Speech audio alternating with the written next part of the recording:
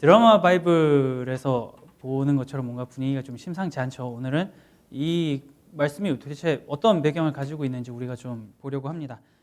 한 남성이 좀 두려운 마음을 가지고 배 갑판 위로 이제 천천히 올라갑니다. 막 배는 이미 난장판이 되어 있어요.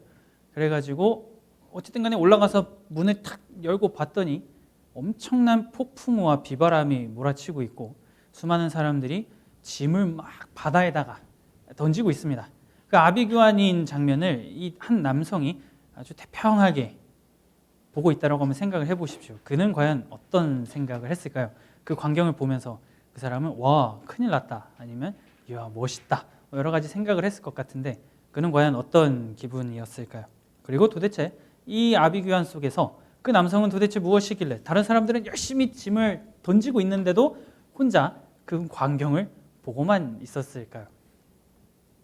우리가 지난주부터 요나서를 계속해서 쭉 살펴보고 있습니다. 1장 1절에서 3절까지의 말씀을 같이 나누면서 북왕국 이스라엘, 여로보암 2세 시대에 굉장히 그 민족을 괴롭히던 아수르, 그리고 아수르의 가장 큰 성읍들 중에 하나인 니느웨에 가가지고 하나님께서 회개하라 라고 하는 메시지를 선포하라고 요나에게 이제 말씀을 하셨죠. 요나는 다른 모든 선지자들이 회개하고 하나님께로 돌아오십시오 라고 얘기할 때 자기 혼자 무엇을 얘기했냐면 우리 나라는 그 어느 시대보다 더 강한 힘을 가질 것이고 우리는 부국강병할 것입니다 라는 것을 외쳤더니 약간 좀 결을 달리하는 독특한 선지자였습니다. 그러다 보니 이 상태로 가가지고 만약에 니느웨가 하나님의 말씀을 듣고 거기 있는 백성들이 회개를 하게 되면 이들이 하나님 앞에 용서를 받는 것을 나는 참을 수 없다. 아니 벌을 받아야지 라고 하는 생각에 이제 요나는 하나님의 뜻을 거슬러서 세상 끝인 다시스로 가려고 했죠. 그리고 마침 그 다시스로 가려고 하는 배편을 딱 잡으려고 욥바로 내려갔더니 그 배가 있는 것을 보고 요나가 싱글벙글하면서 탔던 것이 우리가 지난주에 나눴던 내용이라고 할 수가 있습니다. 배에 딱 요나가 탑승했을 때 그리고 배가 출발하기 전까지만 해도 그런 생각을 했을 거예요. 모든 것이 나의 계획대로 잘 흘러가고 있다. 아무리 생각해봐도 나는 너무 스마트한 것 같아. 이 타이밍 너무나 타이밍이 잘 맞잖아요. 그 다시스로 가기까지 배삭이 굉장히 비쌌을 겁니다. 그런데도 불구하고 그거를 마련할 수 있었던 자신의 재력 그리고 딱 욥바로 내려가자마자 발견한 그 타이밍 좋게 나타난 다시스로 가는 배 그리고 문제없이 배 삭스를 주고 이제 그 배에 탔죠. 그러다 보니까 모든 일들이 너무 순탄하게 잘 풀려간다. 나의 인생은 역시 참 괜찮은 인생이야 라고 요나가 생각을 했습니다. 딱 배가 출항하기 전까지만 요나가 그렇게 생각을 했어요. 배가 딱 출발하고 나니까 상황이 완벽하게 뒤집히기 시작을 합니다. 갑자기 어디선가 비바람이 막 몰아치고 집채만한 파도가 막 내리치는 거죠. 그 유튜브 같은데 이렇게 뭐 원양어선 뭐 이런 걸 검색을 해보면 그 영상 같은 게 있잖아요. 그 엄청난 파도를 이렇게 뚫고 가는 그 어선들의 모습이 있는데 그것보다 강했던 것 같습니다. 왜냐하면 이 당시에 바다를 항해한다라고 하는 거는 그런 풍랑을 만나는 게 전제가 되어 있죠. 그러면 그 풍랑이 딱 나타났을 때 얼마만큼 빠르게 손해를 보지 않고 거기를 헤쳐나가느냐, 얼마나 버티느냐가 당시에 사람들이 배를 탈 때 가지고 있던 전제 중에 하나일 겁니다. 그러면 그때 같이 함께하는 선원들도 그런 항해술이 뛰어난 사람들 위주로 구성을 하겠죠. 더군다나 그냥 어디 옆 동네 가는 수준이 아니고 욥바에서 저기 세상 끝인 스페인 쪽으로 가는 배다 보니 뭐 보통의 항해술이 아니었을 겁니다. 굉장히 고도로 숙련된 선원들이 그 배에 타가지고 많은 사람들을 다시스로 인도하기 위해서 그 배는 출발을 했을 겁니다. 그런데 이 사람들이 극복하기 어려운 듯한 바람이 점차 이들을 향해서 다가오기 시작했던 거죠. 오늘 말씀 1장 4절을 같이 다시 한번 보도록 하겠습니다. 이렇게 얘기를 합니다. 여호와께서 큰 바람을 바다 위에 내리심에 바다 가운데에 큰 폭풍이 일어나 배가 거의 깨지게 된지라. 뱃사람들이다 보니까요 풍랑을 만나는 게 너무나 익숙했지만 뭔가 상태가 심각하다라고 하는 게 지금 이 본문 가운데서 나타납니다. 우리가 지금 4절을 봤는데 바다 위에 바람이 내렸다라고 하잖아요. 내린다라고 하면 어떤 이미지가 떠오르십니까? 이렇게 샤라라라 하면서 이렇게 바람이 안전하게 오는 그런 거를 생각을 하실 수도 있는데 이게 무엇이냐면 여러분 뭐 물풍선 게임이나 뭐 피구 같은 거 하면 공을 손에 쥐고 상대방 향해서 어떻게 던지십니까? 받아라? 이게 아니고 그냥 냈다 던지잖아요. 지금 이 내린다가 그겁니다. 하나님이 폭풍을, 바람을 바다 위에다가 내리꽂았다라는 말이 됩니다.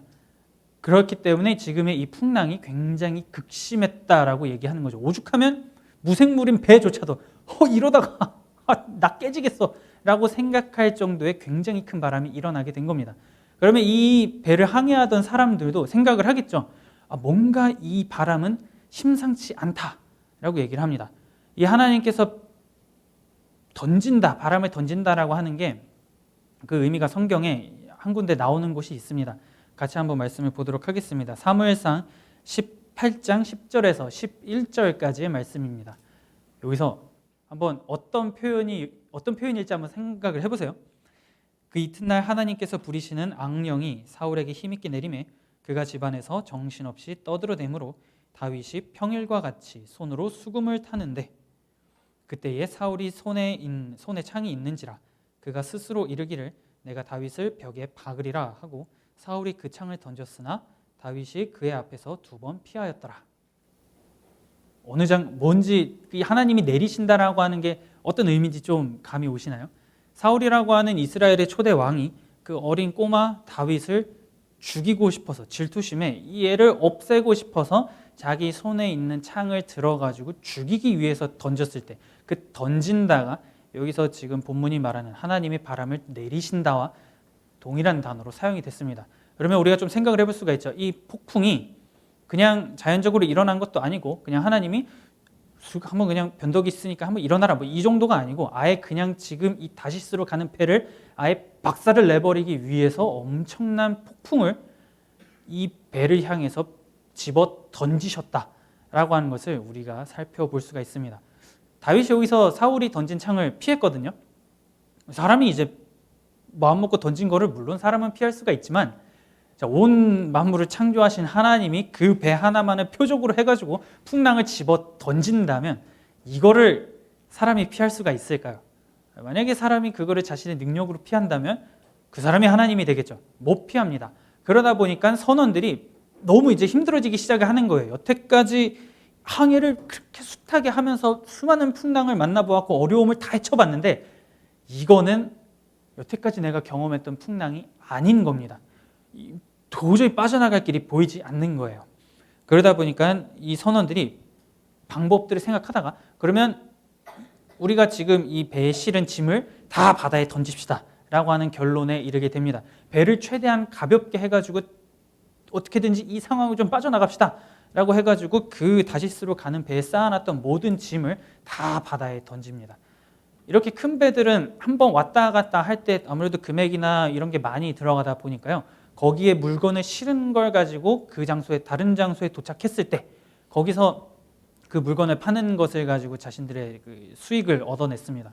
그런데 지금 그거를 바다에 버린다는 것은 이번 다시스로 가는 여정은 완전히 쫄딱 망했구나 라고 하는 것을 이들이 지금 각오하고 던지고 있는 거죠. 비록 다시스에 도착했을 때 아무것도 내가 받을 수 없을지라도 뭔가 이득을 볼 수 없을지라도 일단 살고 봐야겠다 라고 해서 짐을 막 던집니다. 짐을 던져봤는데 뭐 하나 상황이 바뀌는 게 없어요.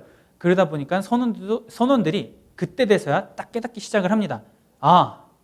이 바람은 신이 내린 바람이구나 라고 깨닫습니다. 그 전까지는 이번 풍랑이 조금 많이 힘든데 그래도 한번 어떻게든 빠져나가 보기 위해서 우리 노력을 해봅시다 라고 했는데 뭐가 안 되는 거예요. 그러다 보니까 이들이 결론을 내린 것이 이거는 어떤 신이 분노해가지고 지금 우리를 향해서 뭔가 말씀하고 있는 게 있다 라고 하고선 각자 자기가 믿는 신을 향해서 막 기도하기 시작을 합니다. 거기에 타 있는 선원들이 믿는 여러 신들이 있을 거 아니에요. 뭐 항해의 신, 뭐 바다의 신, 뭐 날씨의 신 여러 신들이 있을 건데 그 신들을 향해서 열심히 기도를 하기 시작을 해요. 자, 그러면 풍랑을 해치기 위해서 선원들이 2가지 방법을 사용을 한 겁니다. 첫 번째는 하나는 배에 있는 짐을 바다에 다 던짐으로써 배를 가볍게 했어요. 그런데도 이게 안 되니까 이거는 신의 분노를 산 거다 해가지고 신을 달래기 위해서 기도를 막 열심히 하기 시작을 하는 겁니다. 이렇게 모든 사람들이 어떻게 해서든지 이 풍랑을 헤쳐나가기 위해서 온갖 방법을 다 사용하고 있을 때 우리의 선지자, 이 북왕국 이스라엘의 하나님의 백성, 이 선지자인 요나는 무엇을 하고 있었을까요? 5절입니다. 오늘 말씀 5절에 사공들이 두려워하여 각각 자기의 신을 부르고 또 배를 가볍게 하려고 그 가운데 물건들을 바다에 던지니라. 그러나 요나는 배 밑층에 내려가서 누워 깊이 잠이 든지라. 이 사람이 자고 있어요. 위에는 지금 폭풍 때문에 완전히 난리가 난 상황인데 자고 있다라고 본문이 얘기를 합니다.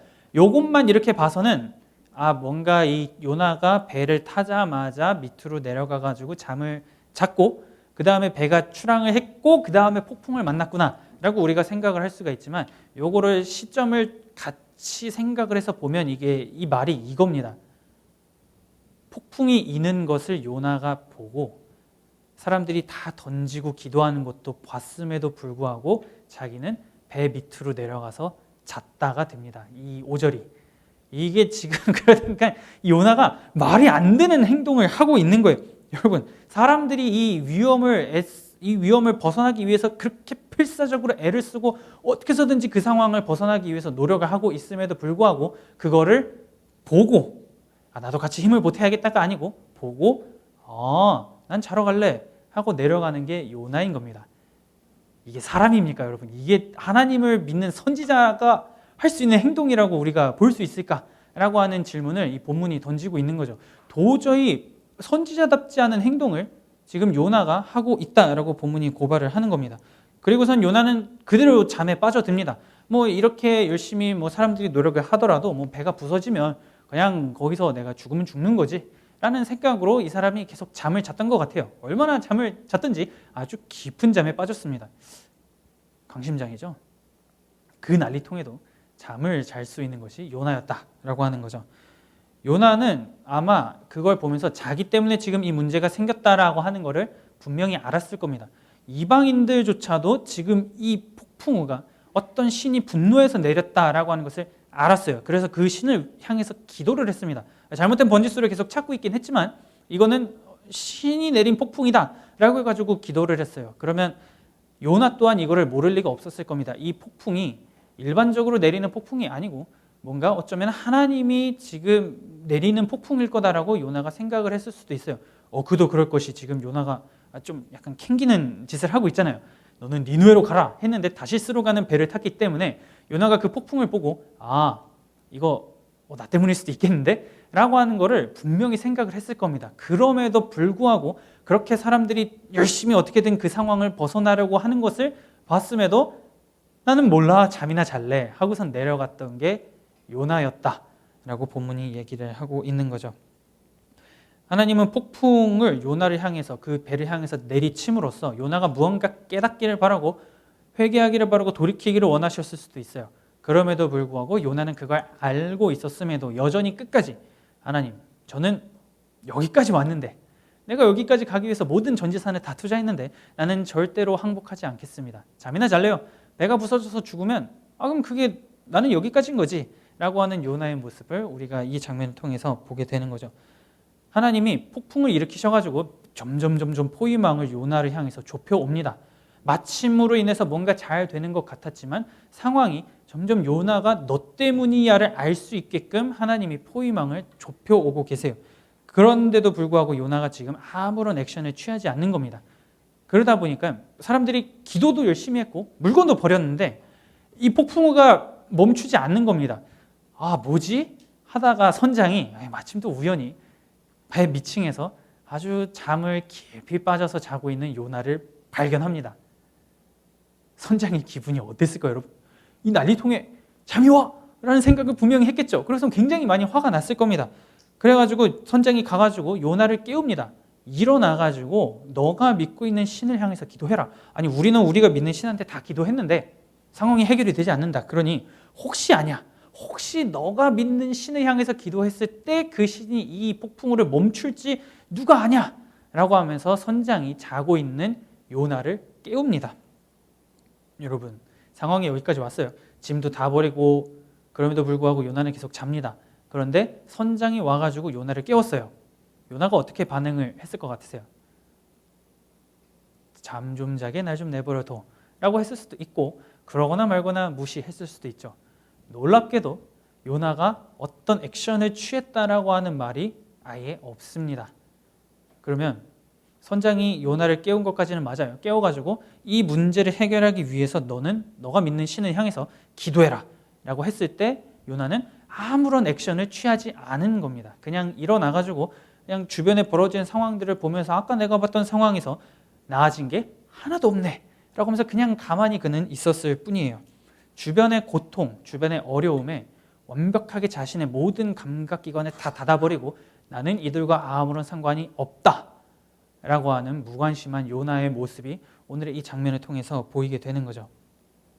그렇기 때문에 이 요나를 향한 선장의 일침, 너는 일어나가지고 기도해라, 그리고 너의 신을 향해서 외쳐라 라고 하는 이 선장의 외침은 어떻게 보면 오늘을 살아가는 우리 그리스도인들을 향한 외침이라고 할 수가 있습니다. 우리가 세상을 살아가면서 뭔가 공동체의 어떤 아픔이나 내가 속한 곳의 어떤 어려움, 이런 것을 요나처럼 보고 그러든지 말든지 하면서 그 어떤 액션을 취하지 않는다면 우리는 결국에는 이 선장이 요나를 향해서 외치는 그 날카로운 비판의 소리, 너는 일어나가지고 네 할 일을 해라, 너 지금 여기서 뭐 하는 거냐 라고 하는 소리를 우리가 듣게 될 것이다 라고 하는 것도 이 요나의 장면을 통해서 우리가 좀 보게 됩니다. 요나가 이렇게 아무런 반응을 보이지 않으니까요, 이제 같이 있는 사람들이 도저히 안 되겠다 하고선 마지막 카드를 꺼내기 시작을 합니다. 우리 제비 뽑읍시다 라고 얘기를 하죠. 보통 제비 뽑기라고 하면은 그냥 이렇게 뽑는 거다라고 생각을 하지만 이 시대, 이 당시에는 이 제비 뽑기가 신의 뜻을 받을 수 있는 방법이라고 사람들이 생각을 했습니다. 자, 짐도 버려받고 자고 있던 사람도 깨워받고 기도도 해받고 아무것도 안 되니까요. 그러면 지금 이 다시스로 가는 배에 타서는 안 되는 어떤 사람이 탄 건가? 누구 때문에 이 일이 벌어졌는지 우리가 제비를 뽑자 라고 해가지고 사람들이 웅성웅성 모여가지고 제비를 뽑습니다. 결과가 어떻게 됐을까요? 당연히 요나가 걸리죠. 요나가 안 걸릴 수가 없어요. 그러다 보니까 딱 뽑히니까 요나가 딱 나온 겁니다. 이 폭풍이 누구 때문에 일어난 거냐? 이 제비를 뽑았더니 마침 그렇게 우리가 열심히 뭔가 그 상황을 벗어나기 위해서 아등바등하고 있을 때 저 배 밑층에 내려가가지고 자고 있던 바로 저 남자가 이 모든 일의 원흉이구나 라고 하는 거를 그 배에 있는 모든 사람들이 다 알게 된 거죠. 그러고선 사람들은 이제 요나에게 말을 하기 시작을 합니다. 당신 도대체 누구십니까? 당신이 지금 누구길래 이 일이 일어난 겁니까? 너가 누군지 우리에게 말해줘요 라고 얘기를 하자 요나가 자기소개를 하는데요, 아주 굉장히 멋있게 자기소개를 합니다. 오늘 말씀 9절에서 10절에 요나가 이렇게 얘기를 합니다. 그가 대답하되 나는 히브리 사람이요 바다와 육지를 지으신 하늘의 하나님 여호와를 경외하는 자로라 하고 자기가 여호와의 얼굴을 피함인 줄을 그들에게 말하였으므로 우리가 알고 심히 두려워하여 이르되 내가 어찌하여 그렇게 행하였느냐 하니라. 10절 말고 9절만 딱 보면은 정말 자기 자신을 멋있게 소개합니다. 당신이 누굽니까? 저는 온 우주 만물을 창조한 바다와 육지를 창조한 그 하나님을 예배하고 찬양하고 섬기는 하나님을 경외하는 자입니다 라고 요나가 얘기를 합니다. 이 장면을 한번 상상을 해보세요. 사람들이 제비를 뽑아가지고 요나가 딱 나왔습니다. 그래서 요나가 이제 막 얘기를 하는데 막 밖에서 그 요나 뒤편에서는 막 천둥번개가 막 치고 비가 막 내리고 파도가 막 해가지고 사람들이 막 기우뚱 하고 있는데 나는 하늘의 하나님을 경외하는 자입니다. 근데 제가 그 하나님 피하다가 이 사단이 났어요. 이렇게 얘기하는 거거든요. 그러면 그 말을 듣고 있는 선원이나 선장이나 머리가 너무 아파지기 시작하겠죠. 지금 이 사람이 무슨 말을 하고 있는 건가? 내가 지금 잘못 들었나? 뭐 하고 있는 거지? 라고 하는 생각을 충분히 할 겁니다. 그렇기 때문에 사람들이 얘기하는 거죠. 당신 제정신입니까? 도대체 이 일을 왜 한 겁니까? 이유가 뭡니까? 라고 사람들이 요나를 추궁을 하기 시작을 합니다. 여기서 요나가 자신을 하나님을 경외하는 자라고 얘기를 하는데요, 경외라는 표현에 대해서, 이 단어의 의미에 대해서 우리 청년 여러분들은 혹시 알고 계신가요? 경외, 뭔가 어디선가 들어본 것 같긴 한데 잘은 모르겠고 나도 모르겠다 이제 그럴 수도 있습니다. 경외가 우리의 그 일상에서 이렇게 쉽게 자주 쓰이는 단어가 아니다 보니까 그렇긴 한데, 경외는 두려움과 존경의 마음, 이 두 가지가 복합적으로 얽힌 그 마음을 가지고 상대방을 바라보는 것, 것이라고 우리가 생각을 하면 됩니다. 창조주 하나님을 향한 그 하나님의 존재에 압도되고 그 압도됨으로 인해서 나타나는 존경심, 이게 경외라고 할 수가 있죠. 그러니까 요나는 지금 이렇게 말하는 겁니다. 나는 온 우주를 창조한 그 하나님의 존재에 압도된 자고 그 하나님을 존경하는 자입니다. 지금 이 사람이 하는 행동이랑 말하는 거랑 뭐가 맞지 않아요. 내가 그렇게 그 하나님을 경외하는 자라면, 그 하나님의 존재가 너무나 뛰어나기 때문에 그 하나님 앞에 압도된 자라면 다시스로 갈 행동을 할 수가 없습니다. 그런데 지금 이 사람은 나는 하나님을 경외하는 자입니다 라고 함으로써 자신의 말과 행동이 이 불일치를 일으키고 있는 것을 너무나 스스로 자연스럽게 얘기를 하고 있습니다. 성경에서 다른 책에서 경외하는 것에 대해서 이렇게 얘기를 합니다. 잠언 9장 10절에 경외에 대해서 이렇게 얘기하죠. 여호와를 경외하는 것이 지혜의 근본이요 거룩하신 자를 아는 것이 명철이라. 그러면 여기까지 종합을 해보면 요나가 지금 나는 하늘의 하나님을 경외하는 자입니다 라고 했을 때 이 사람의 말이 완전히 얼토당토하는 말이구나. 지금 여기서 하나님이 분노해가지고 요나의 머리에 벼락을 내려도 요나는 할 말이 없다라고 생각을 할 정도로 요나가 아주 말이 안 되는 말을 하고 있는 거예요. 어떻게 보면 지금 나는 하나님을 기만하는 자입니다 라고 얘기하는 것과 다를 바가 없습니다. 경외하는 자로서의 행동이 전혀 보이지 않고 거룩한 자를 아는 것이 명철이라고 했음에도 불구하고 전혀 그 하나님을 아는 자다운 행동을 하지 않는 것을 우리가 보고 있기 때문이죠. 그렇기 때문에 말로는 하나님을 경외한다라고 하지만 자신의 행동으로는 하나님을 경외하지 않습니다 라고 얘기하는 것이 지금 요나가 이 다시스로 가는 배 위에서 보이는 모습이다 라고 우리가 볼 수가 있습니다. 그런데 이런 요나의 모습은 결국에는 우리의 삶 가운데서도 나타나죠. 우리가 매일같이 그리고 또 시간이 날 때마다 하나님을 예배하고 하나님을 찬양하고 우리 또한 이 경외가 무슨 단어인지 몰랐을 뿐이지 그런 마음을 가지고 살아갈 때가 있어요. 하나님이라고 하는 그분의 존재 앞에 우리가 그 어떤 거룩한 존경심 막 이런 게 막 올라와가지고 그분 앞에 예배하고 찬양하고 그럴 때가 우리도 있습니다. 오늘도 우리가 그렇게 하면서 같이 예배를 드리고 있죠. 그럼에도 불구하고 막상 우리의 모습이 지금 이 갑판 위에서 요나가 보이는 모습과 전혀 다를 바가 없을 때도 종종 나타납니다. 입으로는 우리가 하나님을 경외하고 하나님을 예배하고 하나님을 믿는 자입니다 라고 얘기하지만 정작 우리의 삶이 당신 도대체 믿는 사람으로서 왜 그런 겁니까? 라고 하는 소리를 우리가 들을 때도 있고 정말 너가 믿으면 이렇게 하면 안 되지 않냐? 이제 이런 얘기를 우리가 들을 때가 있어요. 그럴 때는 우리도 믿는다고 하지만 결국에는 요나와 똑같은 사람이다 라고 하는 것도 우리가 이 본문을 통해서 보게 되는 겁니다.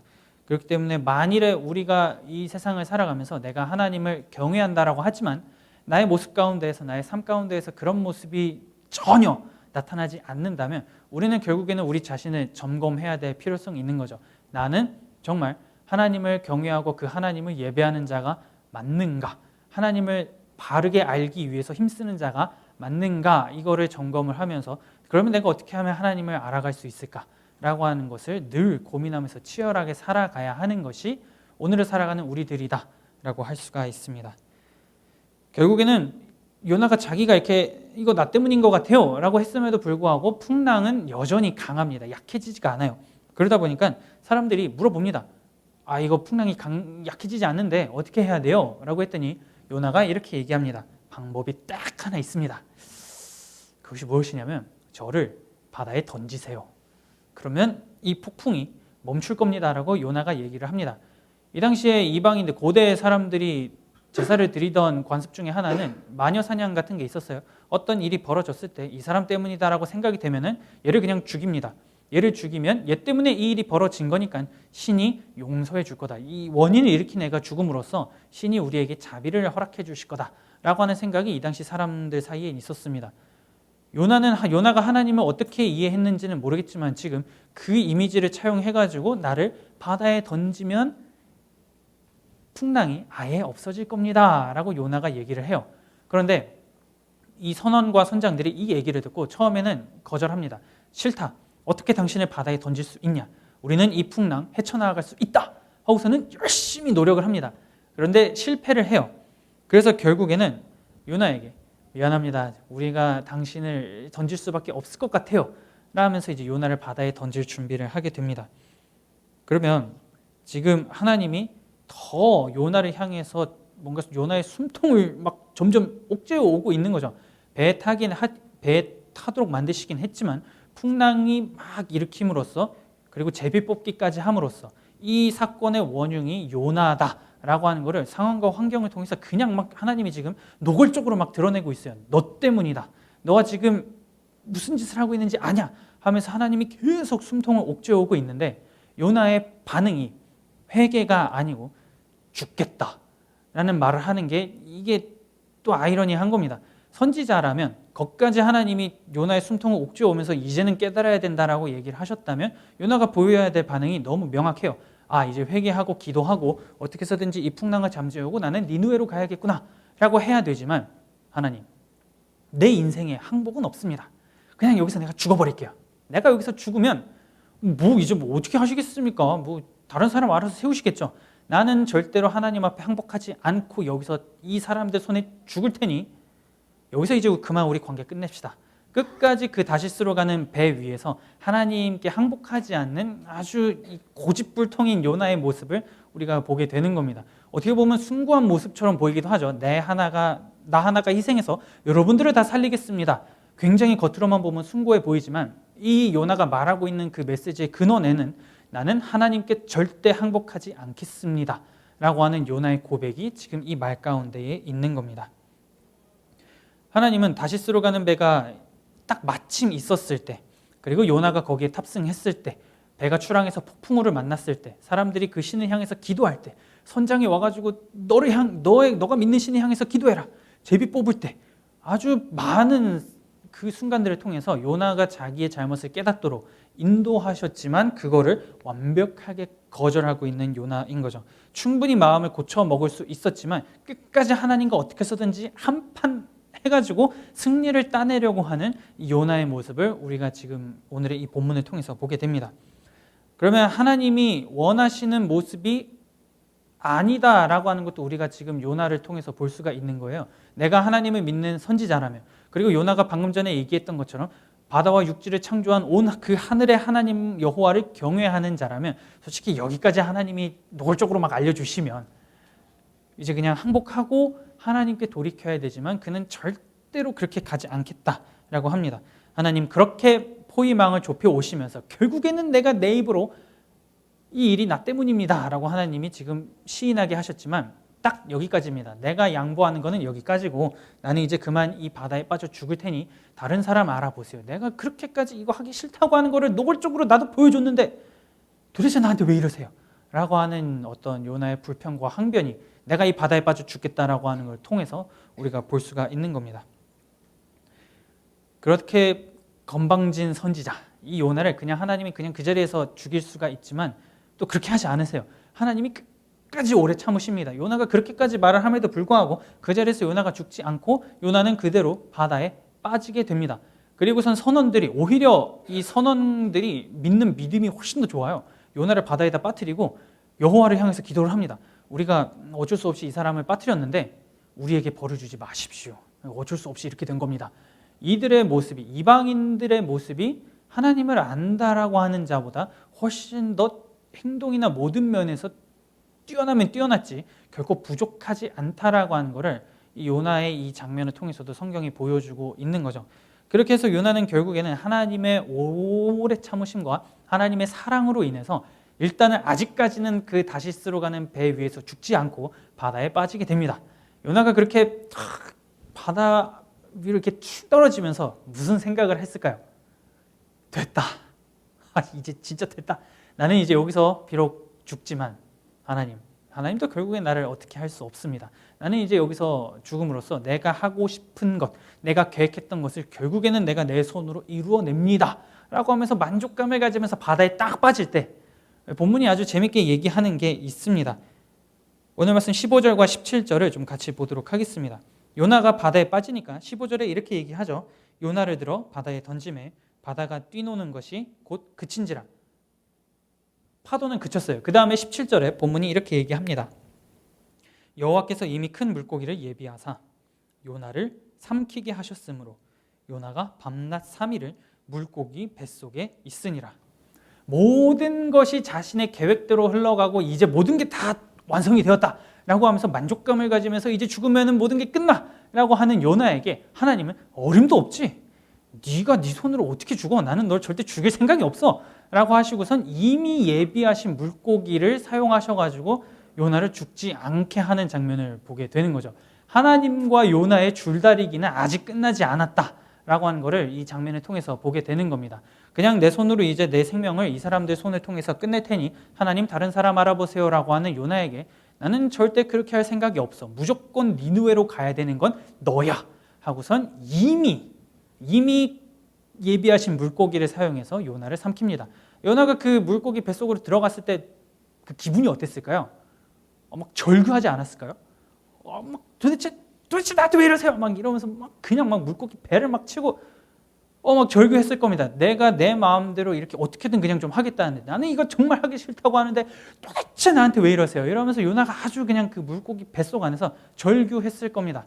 그렇게 절규하는 요나가 어떻게 될지는 우리가 다음 시간을 통해서 같이 좀 살펴보겠지만 오늘의 이 말씀까지만 보게 되면 결코 요나를 포기하지 않는 하나님의 모습과 어떻게 해서든지 하나님을 떠나려고 함에도 떠날 수 없는 요나의 모습이 두 가지를 우리가 이 장면을 통해서 볼 수가 있는 거죠.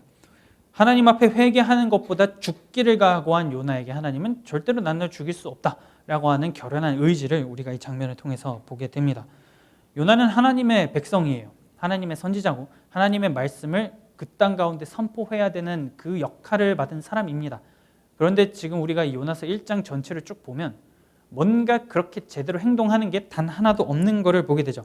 하나님의 섭리를 받으면서 하나님의 통치를 받으며 살아가는 것보다 자신의 계획 그리고 자신이 생각대로 흘러가도록 이끌기 위해서 어떻게든 아등바등하는 모습을 우리가 보게 됩니다. 자기가 생각한 대로 자기 길이 옳다라고 해서 다시스로 가는 것이 답이다 라고 해서 배를 타는 요나의 모습을 우리가 보게 되죠. 그런데 만약에 우리가 그렇게 생각하는 그 방향이 우리가 계획하고 생각한 것이 하나님께서 보시기에 지금 요나가 하는 행동처럼 모든 관계를 단절하고 다시스로 가는 방향이라면 하나님은 하나님의 자녀를 그냥 그렇게 다시스로 가게 내버려 둬가지고 스스로 파멸이 되도록 만들지 않는 분이다 라고 하는 것을 우리가 이 장면을 통해서 보게 됩니다. 왜냐하면 요나가 탑승해서 가자마자 폭풍을 일으키시죠. 집어 그냥 냅다 던지는 겁니다. 이 사건이 너로 말미암아 지금 일어난 거다. 너는 여기서 지금 돌이켜야 된다. 여기로 가면 절대 안 된다 라고 하면서 폭풍랑을 일으키시죠. 그리고선 주변 사람들을 통해서 계속 말을 하세요. 이렇게 행동하면 안 된다. 이게 아니다. 너가 지금 가는 것이 그게 답이 아니다 라고 하나님은 굉장히 많은 상황을 통해서 그리고 사람들의 입을 통해서 어떻게 해서든지 요나가 그 길로 가지 않도록 막으십니다. 그럼에도 불구하고 요나는 그것이 나의 길이고 그것이 나의 답이기 때문에 내가 그걸 이룰 수 없다면 나는 그냥 죽어버릴래요 라고 하는 그의 그런 모습 가운데에서도 하나님은 끝까지 오래 참으심으로 요나를 구원해 주시는 모습을 우리가 보게 되는 거죠. 결국에는 하나님의 백성은 하나님께서 보시기에 만약에 우리가 가고자 하는 길이 악한 길이라면 풍랑이 아파요. 안 아플 리가 없죠. 그러나 그 풍랑을 일으키셔가지고 엄청난 손해가 일어날지라도 결국에는 돌이키게끔 만드시는 분이다. 결단코 포기하지 않으신다. 어떻게든 돌이켜가지고 다시 하나님을 알고 하나님을 경외하게 만드신다 라고 하는 것을 우리가 이 본문을 통해서 보게 됩니다. 결국에는 폭풍이 안 좋게 보면 좀 안 좋죠. 우리에게 손해를 입히는 것이지만 다르게 얘기하면 하나님께로 돌이키게 하고자 하는 어떠한 매개체가 될 수도 있다라고 하는 것을 우리가 이 요나서를 통해서 이 1장을 통해서 보게 됩니다. 우리들 그리스도인들은 결국에는 하나님을 떠나서 살 수가 없는 존재다라고 하는 것을 우리가 살아가면서 기억을 할 수 있으면 좋겠어요. 오늘 같이 우리가 찬양을 했는데 노골적으로 시편 139편 우리가 세 번째 곡으로 했던 게 얘기하죠. 내가 주를 떠나 어디로 가겠습니까? 하나님이 내가 어디를 가든지 함께 하십니다. 나는 하나님의 손을 벗어날 수 없습니다. 라고 시편 기자도 고백을 합니다. 지금 그 모습이 이 요나를 통해서 나타나는 거죠. 어떻게 해서든지 하나님과 단절하고 그 관계를 끊으려고 했던 요나였지만 하나님은 그 백성을 택하셨기에 그 백성을 향해서 영원한 사랑을 뿜어주고 계시기에 결단코 그를 포기하지 않고 이끌고자 하시는 그 모습을 보게 되는 겁니다. 물론 서로 이 합이 잘 안 맞아가지고 폭풍에 맞아 아프기도 하고 바다에 집어 던져지는 그러한 고통 가운데 있긴 하지만 하나님은 하나님의 자녀를 절대로 포기하지 않으신다라고 하는 것을 우리가 기억할 수 있으면 좋겠습니다. 그래서 우리가 삶을 살다가 폭풍을 만났을 때 하나님 앞에 항변할 수 있어요. 따질 수 있습니다. 따지세요. 하박국도 그렇게 막 따졌습니다. 선지자들 보면은 따지는 사람들 많아요. 그런데 그렇게 하나님 앞에 절규하고 따지는 그 과정을 통해서 하나님이 어떤 분이신지 우리가 점차 하나님을 아는 그 지식이 성장할 수 있으면 좋겠습니다. 그래서 하나님께서 모든 것이 합력하여 선을 이루시는 분이기에 지금의 이 상황을 통해서 나에게 뭔가 말씀하시고자 하는 바가 있고 지금 내가 이게 보이지 않아가지고 잘 인지하지 못하는 것이니 하나님, 그 하나님의 거룩한 그 하나님 앞에 내가 나아가서 하나님의 뜻을 구합니다. 제가 어디로 가는 것이 옳겠습니까? 라고 하면서 그 하나님의 뜻을 우리가 계속해서 구하며 나아갈 수 있으면 좋겠습니다. 그래서 하나님이 보내시는 그 폭풍우가 나의 숨통을 끊어놓기 위해서 하나님이 내가 너무 싫어서 내가 뭔가 잘못한 게 마음에 안 들어서 나한테 이렇게 하는 건가? 나를 아예 죽여버리기 위해서 이러는 건가가 아니고 나를 다시 하나님의 품으로 돌이키게 하기 위해서 그거를 보내셨다라고 하는 것을 기억을 하면서 그러면 내가 그 하나님 앞에 어떻게 행동해야 할까를 늘 기억하며 하나님을 경외하는 삶, 그분의 그 존재 앞에 우리가 압도되어서 내가 그 하나님의 뜻만을 향해서 살아가겠습니다 라고 하는 그 경외함을 가지고 이 땅을 살아가며 그분의 뜻이 이 땅 가운데 펼쳐지기를 날마다 우리의 삶 가운데에 구현하며 나아가는 저와 여러분들이 될 수 있기를 마음 다해 축복합니다.